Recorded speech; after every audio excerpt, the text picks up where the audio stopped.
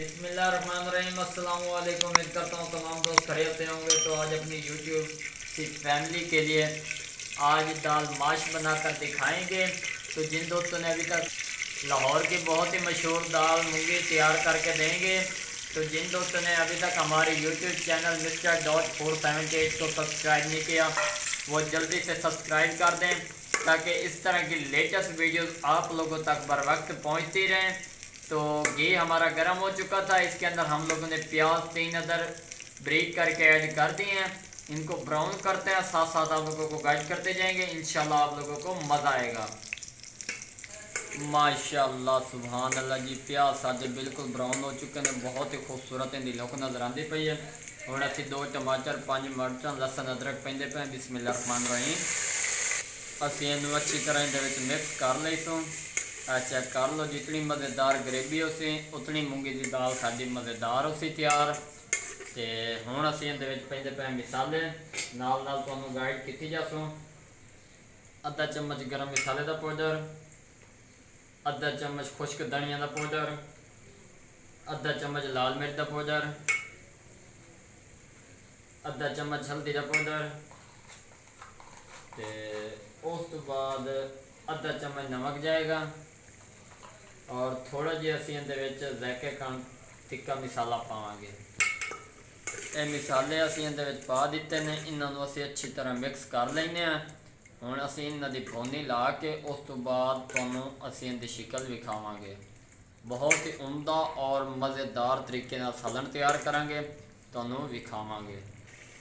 माशाअल्लाह जी, चेक कर लो, भुनी बहुत सोहनी तो मज़ेदार जी लग गई है।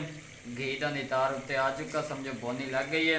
हुण असी 1 पाई दाल मूंगी पेंदे पे हैं। बिस्मिल्लाहिर्रहमानिर्रहीम। इंशाल्लाह तुहानूं मज़ा आएगा। बहुत ही मज़ेदार और खस्ता तरीके नाल तैयार करके तुहानूं देवांगे। दाल अच्छी तरह तुसां मेल के इहदे विच पा लेनी है। ये दाल असी इहदे विच पा दी है। हुण इहनूं असीं इहदे विच मिक्स कर लेना अच्छी तरह। चेक करो, इनू थोड़ी जी भुनी देने, उस तो बाद फिर अगला स्टेप शुरू करांगे। माशाअल्लाह जी, चेक कर लो, भुनी इनू भी लग चुकी है। चेक करो, बहुत ही मज़ेदार इनकी शिकल नज़र आती पई है। हुण असीं इहदे पानी पेंदे पे हैं। बिस्मिल्लाहिर्रहमानिर्रहीम। तकरीबन 1 गिलास के बराबर असीं इहदे विच पानी पाया। उहदे नाल उसी साडी जिहड़ी दाल है वह भी गल जासी। तो इन्हूं सुक्का बुना असीं लहावांगे पानी खुश करके। इंशाल्लाह तुहानूं नाल नाल गाइड कीती जासूं। वेखो जी, खोए जी असीं तैयार करांगे। हुण असीं इहनूं छोड़ देंगे, खुद ब खुद तैयार होंदी रह, असीं नाल नाल तुहानूं विखाई जावांगे। माशाअल्लाह सुभान अल्लाह जी, चेक कर लो, बहुत ही मज़ेदार लजीज दाल साड़ी तैयार होने लग गई है। पानी काफ़ी हद तक खुश्क हो चुका है। हुण असीं इहदे सब धनिया ऐड करांगे। बिस्मिल्लाहिर्रहमानिर्रहीम। जितनियाँ घट दानियाँ पैसो उतना जायका घट हमसी, जितनियाँ ज़्यादा पैसो उतना ज़्यादा टेस्ट इहदे च आएगा। असीं इहदे विच दानियाँ सब पा दित्तियां ने, इनू असीं बिल्कुल खुश करांगे। ते हुण असीं इहदे विच एक बारी मध्या भी मार देसूं, ताकि दाल जिहड़ी इन्हां विच बिल्कुल लजीज और ज़ायकेदार तैयार हो गई।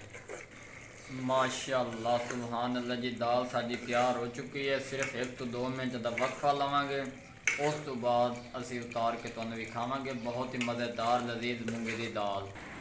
माशाअल्लाह सुभान अल्लाह जी, चेक कर लो, खोए जैसी मज़ेदार लजीज मूंगी की दाल तैयार हो चुकी है जी।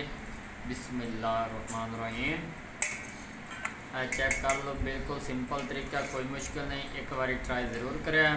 अगर वीडियो पसंद आ जाए तो चैनल को सब्सक्राइब ज़रूर कर दिया, ताकि इस तरह की लेटेस्ट वीडियो तुहाडे तक बर वक्त पहुँचती रहें। दुआओं में याद रखें। तब तक के लिए इजाज़त चाहते हैं। अल्लाह हाफिज़।